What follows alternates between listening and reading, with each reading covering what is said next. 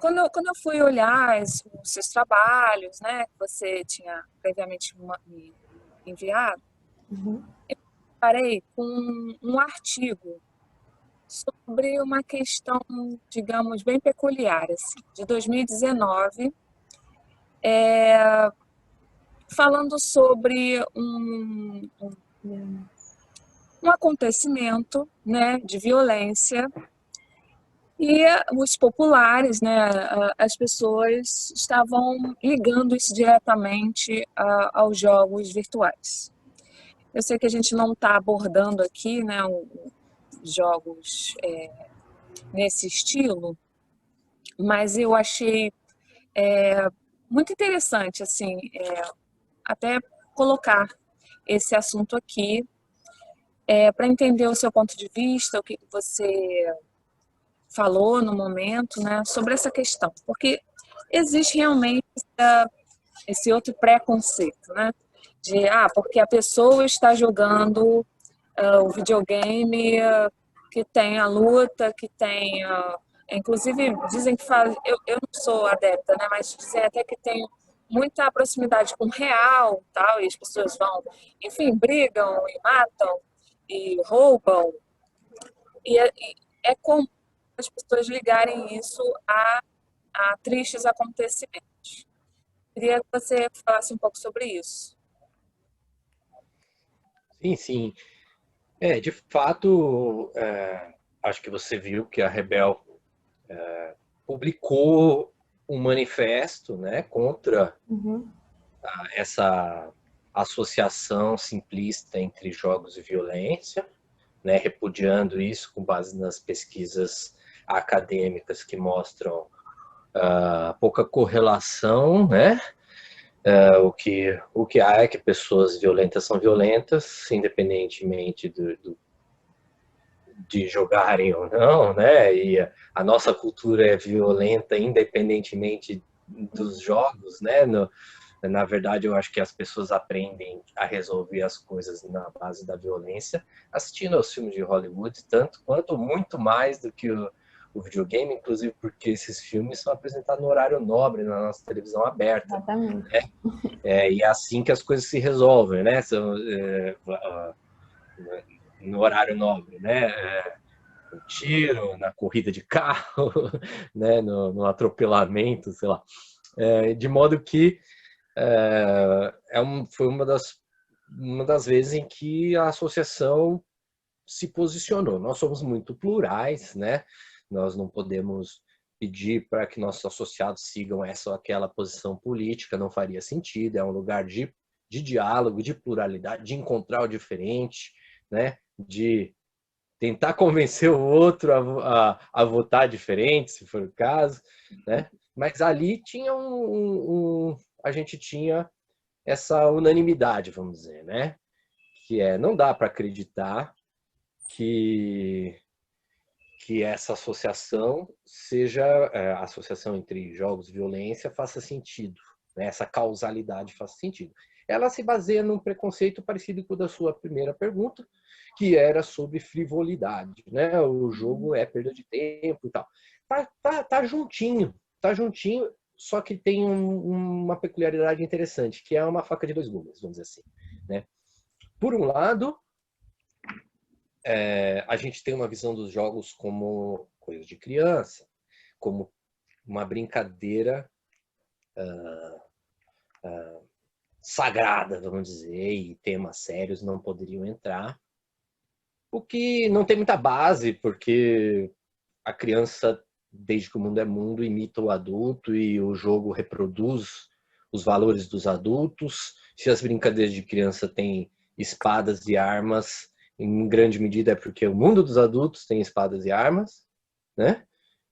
E tentar forçar as crianças a não espelhar a realidade, às vezes parece um pouco cínico. É como aquelas pessoas que preconceituosamente acham que desenho animado é coisa de criança e, portanto, não pode existir desenho animado adulto, né? São pessoas que esquecem que, primeiro, os jogos foram criados por adultos para adultos jogarem. Depois, foram considerados inúteis, né? Mas primeiro é uma coisa de rei, primeiro é uma coisa de sábio, né? Depois vira coisa de criança, né? Do O mesmo jeito, xadrez tem muito cinema. nisso, né? Exato. Do mesmo jeito, cinema, os quadrinhos, né?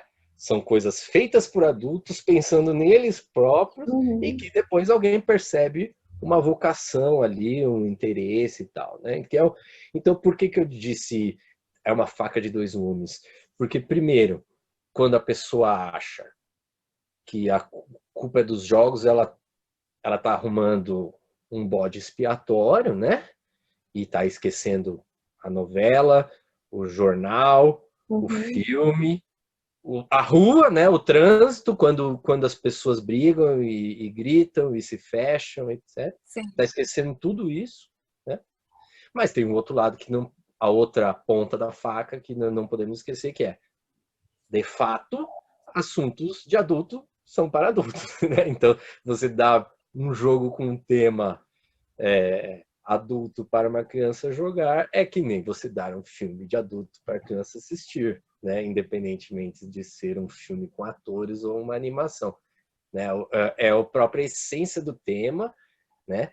Que, como a gente sabe, né? No padrão de civilização que a gente tem, depende muito dos pais dizerem quais são os temas e quais são as relações que podem entrar na cabeça da criança, né? O que a gente tem tanto para cinema quanto para jogos são classificações indicativas, né? São sugestões de uso, né? A lei não proíbe que um menor de idade assista a um material para maiores de 18 anos se os pais autorizarem, não é isso? Então, é uma questão difícil de regular, né? Um equilíbrio difícil, mas que é o equilíbrio de todas as coisas da cultura, né? Você vai pegar um livro e vai ter, né? Sei lá, tanto os livros de história quanto os livros sagrados falam muitas coisas que não são para crianças, né? E assim são as histórias em quadrinhos, os jogos, etc. É.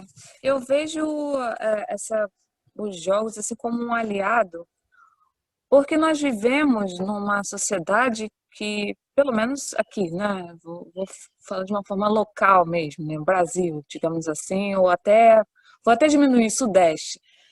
A gente tem o acesso, na medida do possível, das mídias e tal. Uma criança que ela já tem acesso a isso tudo, ela, convenhamos que todo esse acesso ele te chama, né, para essa questão assim. A minha pergunta é a seguinte: como é que o professor vai fazer para trazer a atenção para ele, né? Por isso que eu falo que o jogo pode ser um aliado. Por conta que todas as informações que você quiser estão na sua mão, né, no celular, e de uma forma muito atraente. Como é que a gente pode fazer para trazer ele de volta para o livro, né?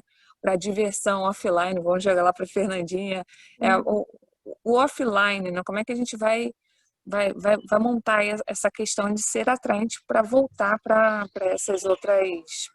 esses outros meios? Bom, você me deu a oportunidade de complementar meu comentário, né? Às vezes eu falo as coisas muito abstratas, então me deixe dar uns exemplos que eu acho que facilita, né? Sim, sim. É, Tava falando, por exemplo, de violência, de temas adultos e tal, né? Acho que uma coisa que os professores às vezes não percebem, especialmente aqueles que ainda não tiveram esse renascimento lúdico que vocês tiveram, né? De redescobrir os jogos e tal, né? Às vezes o professor não percebe que é isso. A gente tem um monte de temas e mecânicas diversas disponíveis e que aderir a jogos não quer dizer aderir a uma cultura da violência, do consumismo, ou seja lá aquilo que você não quer que esteja na sua sala de aula, por exemplo. Né? Tem um Uhum. monte de jogo que tem coisas que te interessam, né? Para começar, que o jogo é uma coisa motivadora por si só, né? A gente tem uma predisposição que é cultural, mas muitos dizem que é natural, né? A competir ou fazer acontecer ali aquele simulacro da realidade. E aí a gente pode escolher regras que sejam menos competitivas, né? A gente tem toda uma corrente dos jogos colaborativos, né? E tudo mais. Agora, realmente a questão de competir com as seduções, né, do mercado, da cultura, bom, aí é complicado, né? O que a gente Acrobacias, pode né? dizer. Acho que todo mundo tem que aprender a se controlar, vamos dizer assim, né? E esse é um dos problemas que a gente tem hoje em dia, né? Por exemplo, na internet. É mais fácil, e aí já é teoria da comunicação, né? Vamos pensar num Wilhelm Flusser, né? Alguém que explica, puxa, é mais fácil a gente reproduzir a foto do gatinho fofinho do que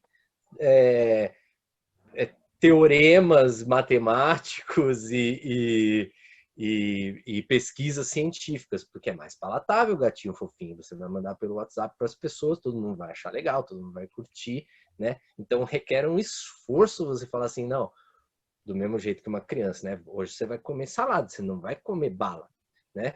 Você, não, tal. Bom, isso que é o que a gente tem, né? A gente tem a sociedade, o comércio, a televisão falando para a gente consumir coisas que não necessariamente são boas para nós e a gente tentando procurar o que é bom para nós.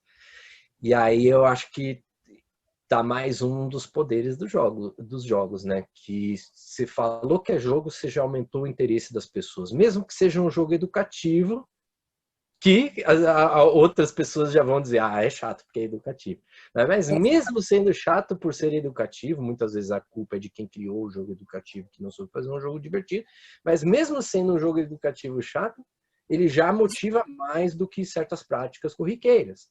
Então já Verdade. é uma vantagem. Agora, se o professor que usa um jogo educativo divertido, então, nossa, e às vezes usa, né? E às vezes usa, como a gente tem a pesquisa do professor James Poldi lá nos Estados Unidos, né? Usa jogos do mercado, né? Então, ele usa no digital, né? Usou no digital há muito tempo, mas, por exemplo, Civilização, né? Famoso jogo do videogame, né? Muito complicado, muito cabeçudo, muito nerd. Tem uma versão de tabuleiro também. Agora, depende do seu público, né? A molecada adere fácil ao negócio desse. E fazer uma aula de história com base num jogo como esse pode render muita coisa. De Nossa, novo, aquela imagina. coisa de calibrar, né? Calibrar e apresentar os valores.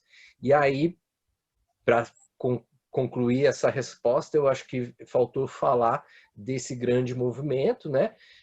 Iniciado na virada do século aí, desses jogos especialmente europeus, que o pessoal chama de jogos modernos, né? De fato, é um renascimento, um novo momento do mercado em que os jogos já não são pensados, ou eles são pensados às vezes até contra a corrente cultural, no sentido de que pega bem na Europa, por exemplo, criar um jogo em que a competição seja menos agressiva. Pega bem fazer um jogo em que o tema da civilização, por exemplo, seja apresentado não por meio de guerras e soldados que destroem e invadem, mas por meio de, sei lá, tecnologia, cultura, né?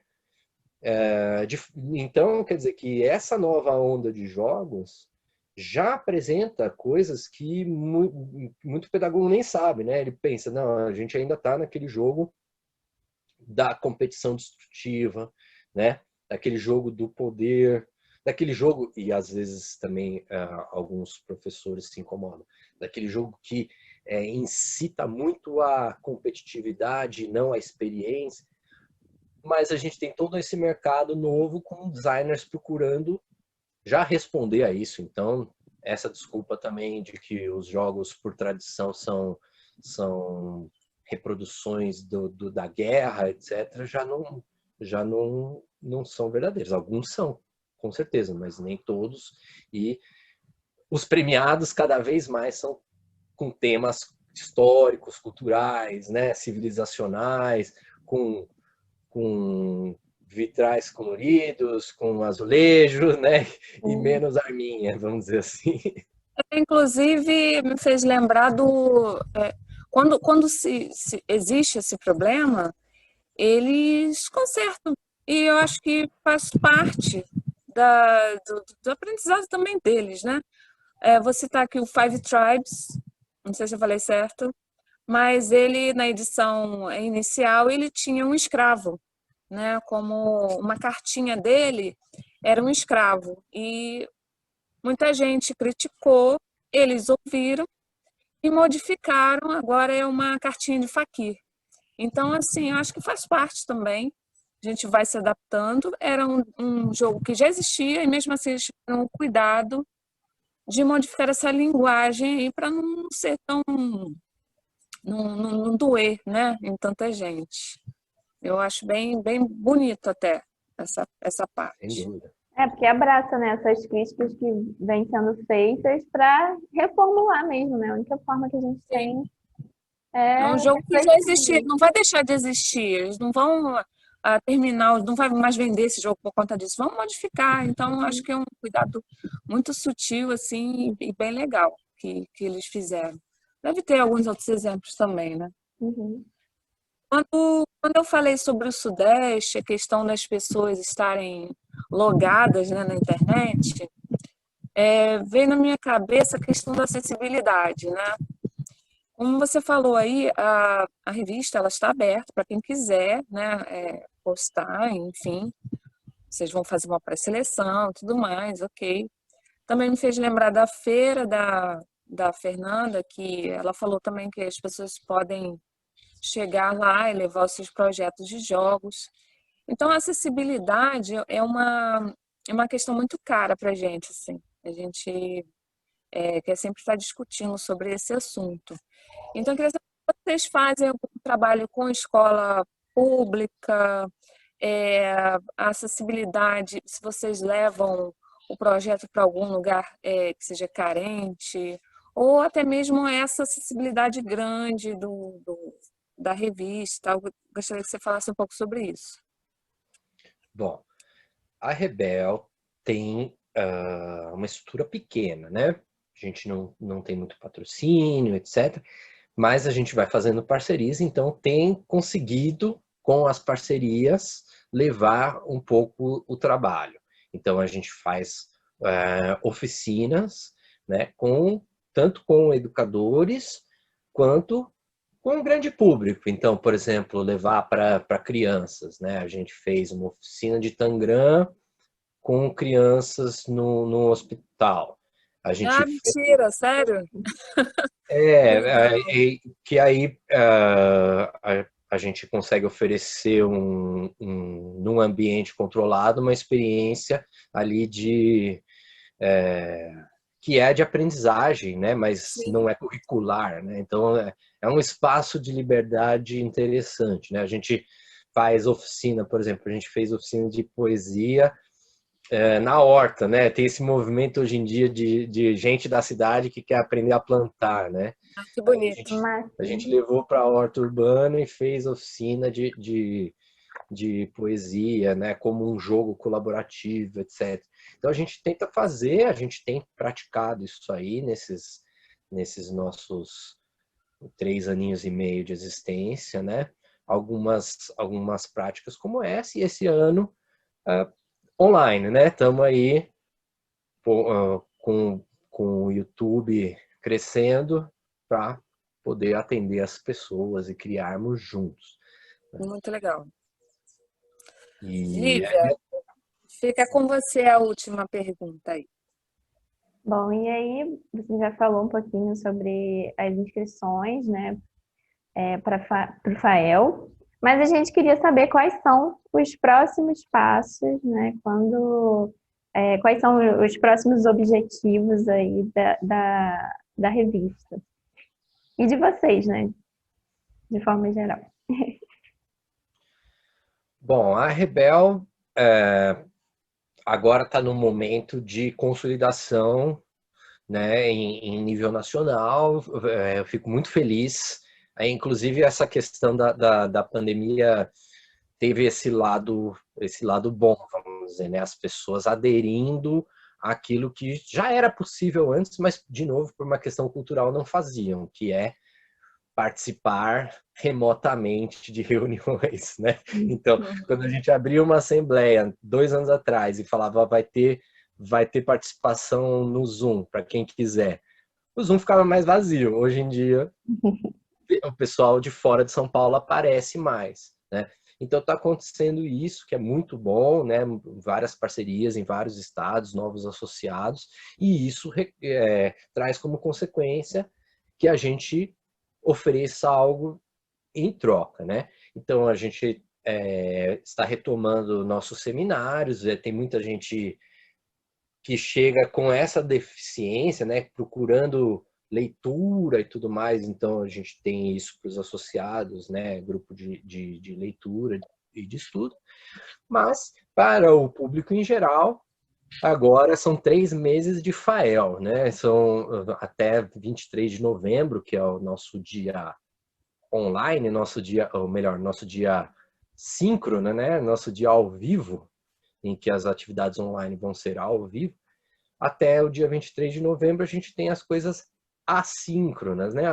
O material que vai ficar subido no YouTube, os comentários, os fóruns, a exposição virtual que a gente deve subir com os participantes do concurso. Então vai ter bastante coisa para poder acessar lá a partir do rebel.org.br/Rafael7, né? E é isso. Concurso Rebeldias é um concurso para as pessoas colocarem seus jogos, seus brinquedos, suas criações de jogos, suas criações lúdicas, suas histórias em quadrinhos, né? Vamos para o 4º ano aí premiando. É um prêmio simbólico, né? A gente não pode dar um carro zero para você, mas pode dar um troféu, um selinho de melhor jogo, né? Tentando estimular de maneira geral, né, essa cultura lúdica, que é um letramento, né, que é um letramento no sentido de as pessoas perceberem essa cultura e saberem ler essa cultura. Os seus alunos geralmente já vão ter mais cultura do que os professores, frequentemente, né? Os alunos mais novos aí. Então, tem um trabalho a ser feito, né? Jogos para mudar o mundo é uma das frentes que a gente vai, né? Esses jogos interessados, jogos com regras, com temática que tentem trazer alguma coisa, né? Não sei se eu posso compartilhar algumas fotos de jogos velhos dos meus alunos. Super pode. Fica à Eu tenho vontade. por exemplo, né? Eu lecionei numa faculdade particular e a gente tinha nesses cursos de jogos, precisa me autorizar aí, gerente. Lívia. Vamos lá. Pronto. A gente, por exemplo, numa faculdade que tem curso superior de jogos digitais, como hoje em dia temos várias, né? Eu cheguei para fazer o primeiro semestre no curso de jogos digitais, geralmente faz um jogo de tabuleiro, né? Então, eu levei a seguinte proposta para os alunos. Então, são alunos de 17, 18 anos, 20 anos, não é isso? Vamos fazer jogos para mudar o mundo.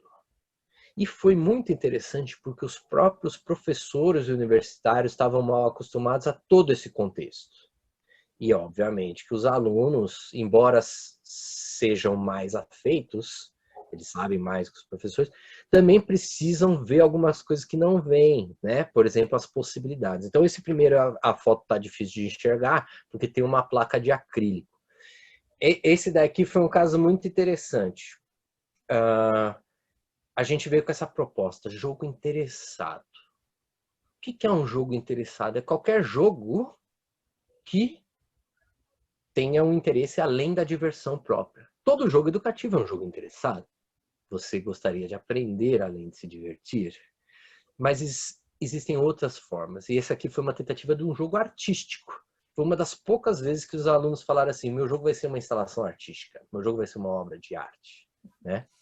Então, eles fizeram não sei se vocês já pegaram, tem aquele brinquedo ou puzzle, quebra-cabeça, que é um labirinto com uma tampa de acrílico transparente e você tem que levar a bolinha usando sua coordenação motora fina de um lugar até o outro, né? O pedagogo vai dizer, isso é um exercício de coordenação motora para criança, né? Eles fizeram uma instalação artística em que cada buraco, como vocês podem ver, é um vício, um problema social, né? E aí eles passavam a sua mensagem, né? Então isso é um interesse de um jogo. Hoje em dia a gente tem um monte de exposição de videogame, exposição de jogos falando sobre esse interesse cultural. Às vezes jogar um jogo não é do mesmo jeito que ir ao cinema, nem sempre é só por causa da pipoca e da diversão, às vezes é também por causa de uma cultura, né? De uma pretensão artística. O jogo também faz isso. O professor, às vezes, nem imagina que os alunos já têm esse tipo de expectativa, que eles já consideram o videogame uma forma de arte, né? Então, esse tipo de coisa. Aqui, um jogo, a gente falava assim, então vamos ter que fazer jogo sobre política, né? E aí foi super difícil, tema tabu e não sei o que. Aqui é uma adaptação do Pandemic, né? Tão famoso, inclusive que o Covid ficou mais famoso ainda. Sim. Né? Pandemia, só que em vez de salvar o mundo de uma doença, era salvar o Brasil da corrupção. Né? Nossa, maravilhoso. Jogos com tema de aprender a cuidar da sua saúde, mas menos conteúdo, menos perguntas e respostas e mais o jogo mesmo, mais a experiência, né? Então, nesse jogo era de doenças crônicas. Então, o jogador tinha que, a cada rodada, tomar o seu remédio ou cuidar da sua saúde, fazer o seu check-up, né? E aí é o que a Lívia falou, mas você tem que praticar. Né? Na escola a gente precisa praticar e às vezes eles dão uns exercícios abstratos ou coisas pouco relacionadas com a realidade. O jogo, por ser uma atividade repetitiva, se tem um lado negativo que é, bom, você está repetindo a mesma matéria e não está vendo uma matéria nova, mas você está internalizando hábitos. Você está internalizando hábitos que podem ser bons, né? Aqui um jogo sobre pesca esportiva, tentando trazer a ideia de que a pesca não precisa ser destrutiva. A gente fez um concurso na escola e eles ganharam como o jogo mais bonito, de fato. Lindo, pois Nossa, que massa. Muito legal. Um jogo sobre reciclagem, né? Então, é isso. E os próprios alunos criam, né? Os próprios alunos tem um repertório e os professores podem ajudar. Jogos de reciclagem, como é que funciona? Nesse caso, a turma foi bem malandra, vou dizer para você. Porque a gente falava para os alunos, a gente dava como numa Game Jam, por exemplo, né? A gente fazia um projeto interdisciplinar dos professores, né? Então, de artes, eu que dava game design e tal. Um projeto interdisciplinar e elegia um tema. Naquele ano o tema era esporte, porque tinha 2014, é isso, né? Copa do Mundo e tal. A gente fez o tema esporte, mas era a ideia de jogos para mudar o mundo. E esses meninos falaram assim, a gente não quer, sei lá, mudar o mundo ensinando a jogar bola. Isso não vai adiantar nada para mudar o mundo para melhor, né? As pessoas já sabem jogar bola e se elas quiserem aprender a jogar bola, não vai ser jogo no jogo de tabuleiro. Aí eles fizeram um jogo que você constrói uma quadra do seu bairro aprendendo as relações de reciclagem. Então vocês veem que tá lá, os ícones indicam 3 folhas de papel ou 3 itens de papel e um item de vidro, você vai gerar o troféu. 4 itens de metal, você vai gerar uma grade, né?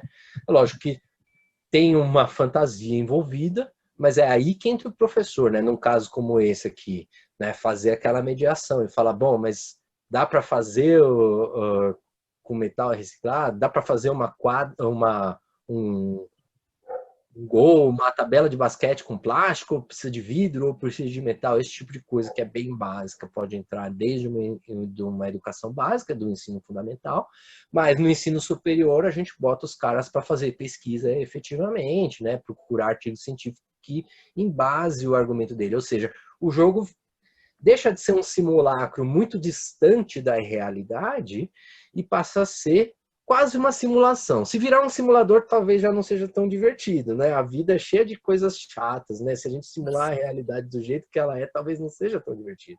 Mas é um simulacro muito próximo da realidade, ou em que a gente aprende, ao tentar fazer essa tradução, muito sobre a realidade. Então, aliás, aproveitando, né, que a gente tem essa questão do direito autoral, né, da propriedade intelectual dos jogos como algo muito solto hoje em dia, né? A lei de direito autoral não protege, por exemplo, as regras dos jogos. Isso permite que as pessoas façam versões do jogo que existe, com o tema que quiser, sem ter problema de achar que vai ser processado, especialmente se você fizer no ambiente escolar, né? Então, falava, faz uma versão do Carcassonne, aqui um dos jogos que participaram da nossa exposição no ano passado, né? Esse aqui é uma empresa de material educacional, mas são ex-alunos meus que fizeram esse jogo, que eles pegaram o Carcassonne, melhoraram bastante, ou sofisticaram bastante, né?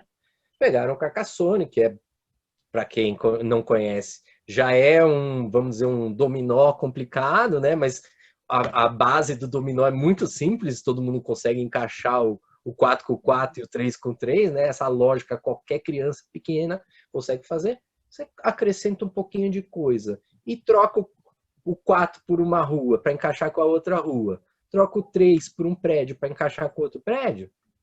Você tem um jogo sobre urbanismo, você tem um jogo sobre a cidade, né? E aí entra o professor para fazer a mediação. Isso é Perfeito. lindo. Se quiser acrescentar alguma coisa, divulgar alguma coisa, pode ficar à vontade nesse momento. Obrigado pelo trabalho. espaço. Sim. Bom, nós Agradeço estamos muito pelo fascinadas. Reitero aí para quem estiver vendo que dê uma olhada no nosso material no rebel.org.br. A gente tem, além do FAEL, como eu falei, o concurso Rebeldias, que é para esse tipo de projeto, né? O produto, efetivamente, o jogo, a história em quadrinhos, o brinquedo. A gente está no Facebook, no Instagram, né? Então, tem vários jeitos de conversar e as oficinas vão daqui até novembro, então vai ter muita oportunidade da gente se ver, né? Estão convidados aí. Legal.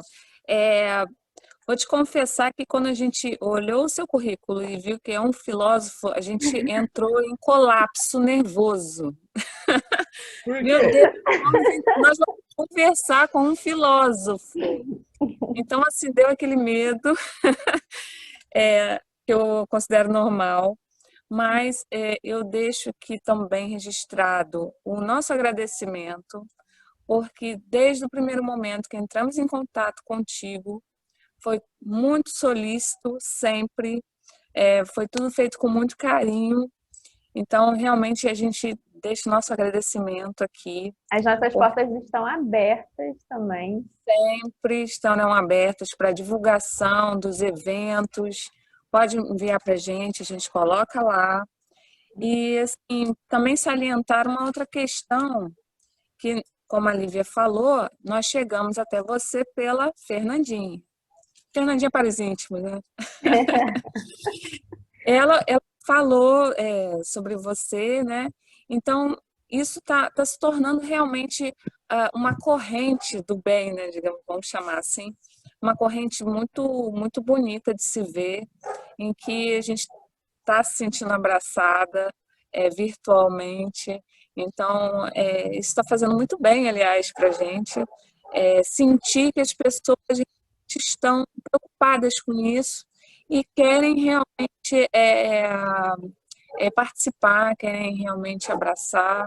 Então, muito obrigada mesmo pela participação aqui. Obrigado de novo. Muito obrigada mesmo por compartilhar tanto conhecimento com a gente. Hoje, para mim, foi uma aula, foi um espetáculo, foi muito bom. Exatamente. Que não tenha sido uma aula muito chata, hein? Não, uma aula divertida. Foi um papo, uma delícia de conversa. A gente agradece a todo mundo também que for posteriormente assistir, né? Espero que a gente possa estar plantando essa sementinha aí, que a gente possa ter colaborado com coisas boas por vir. Torcendo por vocês, quero ver vocês colherem frutos aí nesse cultivo. Parabéns. Muito obrigada, querida. Obrigada. Um grande beijo para vocês. Beijão, pessoal. Tchau, tchau. Valeu.